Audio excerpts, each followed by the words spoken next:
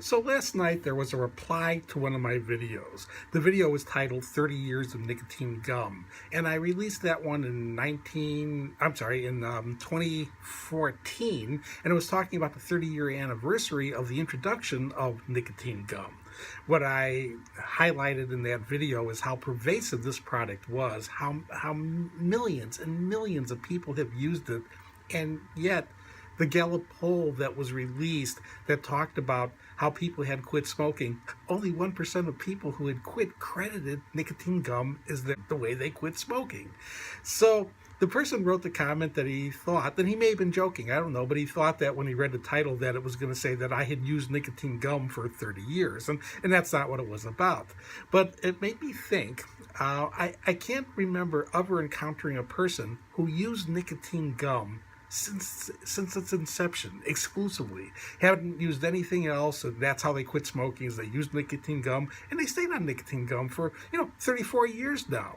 Now I did, and I used to encounter a number of people who were using nicotine gum for well over 10 years, and I remember the first time I encountered it, this seemed amazing to me, but then I seen it more and more.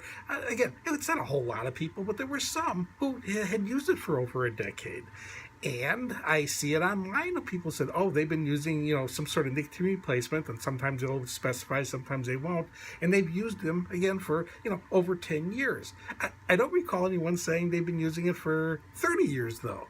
I suspect there's probably a few, but I don't think there's a lot of people who did this. What I do believe, though, is there are a lot of people who, when that gum came out, yes, that's how they tried to quit smoking. But they eventually realized it didn't work, and they went back to cigarettes. They left the gum, or they went back to cigarettes for a short time period. Maybe tried the gum again. Oh, but then the patch came out. So when they went that route, and when that didn't work, well, they probably went back to smoking. Well, several years later, they came out with lozenges, and they may have given those a shot. And after a while, they realized that wasn't working. They went back to smoking. Well, then they started releasing, other medications. Zyban came out. I suspect a bunch of them went over to Zyban trying to quit smoking. And when it didn't work, well, they just went back to smoking. Well, as time went on and they were starting getting more and more problems from smoking, they probably realized, they probably should try to quit. And they very well went back to these same medications, these same routes of administration, and they didn't work, and they kept going back to smoking. Well then, oh man, electronic cigarettes came out, so probably a whole bunch of these people now were using electronic cigarettes. Tried it for a while. Well, it didn't work, and they went back to smoking. Well, maybe they better try Chantix again. It didn't work before, but let's give it a shot. And well, it didn't work, and they probably went back to smoking. And then they may have tried electronic cigarettes again for a while. They may have done nicotine gum again for a while. Oh, maybe they did another patch round. Who knows?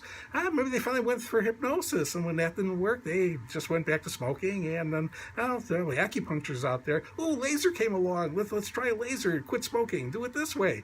It didn't work, so now they're back smoking. So right now they may be considering, which medication they're going to try again, or maybe they've just given up. They think, I've tried all this stuff, nothing works for me, and they're just smoking now. There's probably a lot of people like this. There's also people who 35 years ago or 34 years ago when the gum came out, well, they didn't really care. They'd either quit smoking already, or they quit smoking while the gum was around, and they never went back to smoking, and they haven't had to deal with all these kind of different mechanisms trying to find a fancy way out of smoking. They just quit smoking. And those people who did this are very well still off smoking, as long as they did one thing, just one thing. They didn't have to play all these games. They did just one thing. They stopped smoking, and then they made and stuck to a personal commitment to never take another puff.